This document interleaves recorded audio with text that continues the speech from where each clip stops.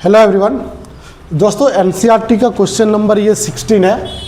ये कॉस के फॉर्मेट में दिया हुआ है। क्वेश्चन है, ये समझते हैं कि क्या है, ठीक है। उसके बाद हम इसको प्रूव करेंगे। बोला कि prove that ABC is an isosceles triangle, मतलब दो साइड्स इक्वल होनी चाहिए। कोई भी ट्रायंगल है, दोनों साइड आपका क्या होना चाहिए, इक्वल होना चाहिए आइसोसेलेस ट्रायंगल के लिए। और ये आपका गिवन है इक्वल टू 0 के, है ना। तो इसको कैसे सॉल्व करेंगे ज़रा समझना। यहाँ पे 1 1 1 है, क्लियर। तो एक काम करते हैं, इसको 0 बना लेते हैं, इसको 0 बना लेते हैं। 0 0 कैसे बनेगा, अप्लाई कर लो यहाँ पर, apply C1 minus C2 and C2 minus C3, ये कर लेते हैं, ठीक है। अब क्या होगा, देखो 1 माइनस 1 0 होगा, 1 माइनस 1 ये 0 होगा, यहाँ पर आपका 1 होगा। 1 प्लस कॉस ए, सुनो इधर, 1 प्लस कॉस ए माइनस, तो 1 और 1 कैंसिल हो जाएगा, तो cos A minus cos B बचेगा यहाँ पर। Cos A minus cos B, ठीक है। अच्छा, इसको माइनस करेंगे तो 1 1 कैंसिल हो जाएगा, कॉस बी माइनस कॉस सी होगा, cos B minus cos C, और 1 प्लस कॉस सी ज्यों का त्यों रहेगा। अब इसको इससे माइनस करेंगे, है ना। तो सुनो इधर क्या होगा, कॉस स्क्वायर ए माइनस यहाँ पे लग जाएगा, इसलिए एक साथ लिख रहे हैं स्क्वायर वाला को, cos square B plus cos A, इसको ऐसे लिख देते हैं यहाँ पर प्लस में, यहाँ पर जगह नीचे इधर थोड़ा भाग जाएगा, इसलिए हम यहाँ पर नीचे लिख दे रहे हैं, cos A minus cos B, ठीक है। इसको क्या लिखेंगे, cos square B minus cos square C plus cos B minus cos C, ठीक है। कॉस स्क्वायर सी माइनस में रहेगा इसलिए माइनस में रखे, कॉस सी भी माइनस में होगा इसलिए माइनस में रखे, और ये cos square C plus cos C, ये आपका डिटर्मिनेंट हो गया, ठीक है। ये समझ में आ रहा है।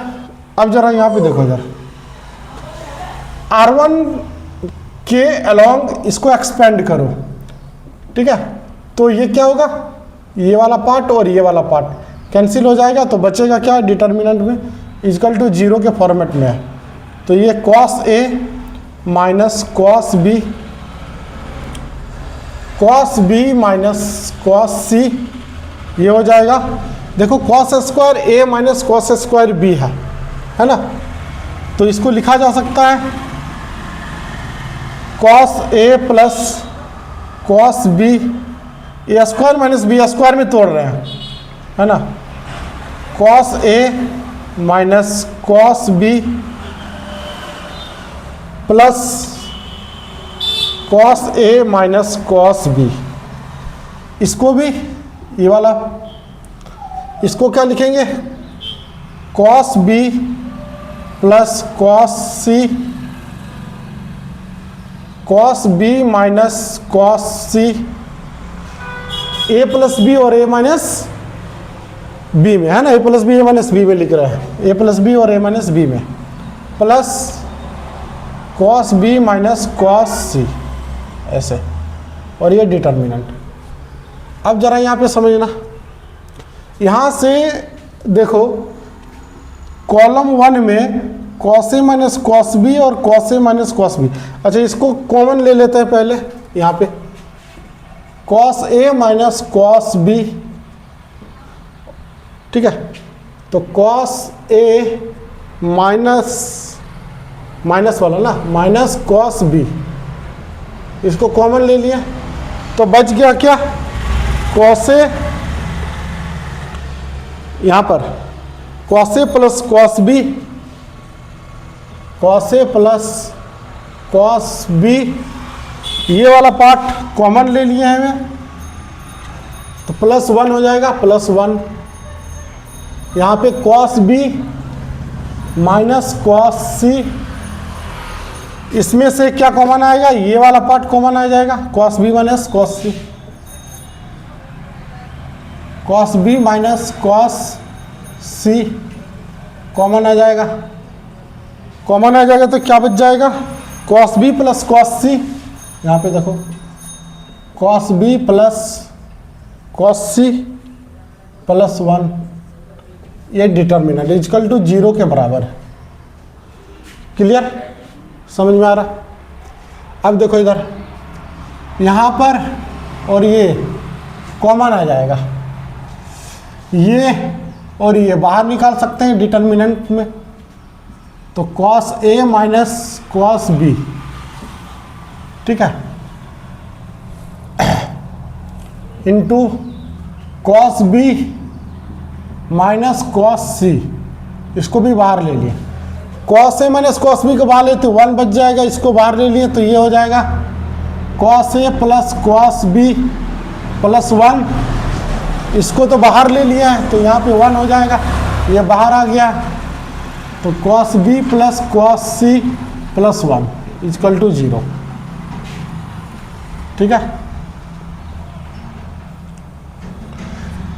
अब इसको तोड़ दो तो ये हो जाएगा cos A minus cos B minus cos C, cross multiply हो जाएगा, ये डिटर्मिनेंट को तोड़ो तो ये हो गया cos B plus cos C plus 1 minus cos A minus cos B minus 1 equal to 0। तो कॉस बी कैंसिल हो जाएगा, 1 1 कैंसिल हो जाएगा, तो ये रहा हमारे पास cos A minus cos B minus cos C और cos C minus cos A equal to 0। अब ये तीनों जो होगा 0 के इक्वेट करेंगे, है ना, 0 के इक्वल करेंगे। तो पहला होगा cos A minus cos B minus, दूसरा होगा कॉस बी माइनस कॉस, ये इक्वल टू उधर चल जाएगा तो कॉस सी ऐसे लिखेंगे, इसको क्या लिखेंगे cos C equal to cos A, ठीक है। तो ये ए इक्वल टू बी आ गया, ये बी इक्वल टू सी आ गया और सी इक्वल टू ए आ गया। बात समझ में आए, यानी कि जब दो साइड्स इक्वल हो, और ऐसे लिख सकते हैं और में, तो बोलेंगे triangle A B C is an isosceles triangle, ठीक है। यही प्रूव करना, यही हमें प्रूव करना था, ये प्रोसेस है करने का। क्लियर, चलो।